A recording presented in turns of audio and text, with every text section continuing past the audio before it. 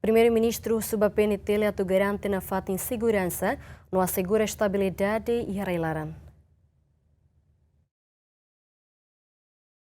Sexta-né, comandante-geral PNTL, comissário assistente Afonso dos Santos, acompanha o segunda comandante-geral, comissário assistente Netércia Martins, ao encontro do primeiro-ministro Kaira Lassana Guzmão, a Fensimo Posse e a Fulan Couto, que lidera a instituição de segurança. No durante o encontro, chefe governo russo, atu lidera a instituição PNTL rodia, o garante na fata de segurança e a território nacional. Sua excelência ninia confiança nebe deposita Miami, li usi sua excelência ninia orientação sira nebe amihetan durante a cerimônia posse e dane ami se responsabiliza e a minha missão tuir mandato nebe makamisi.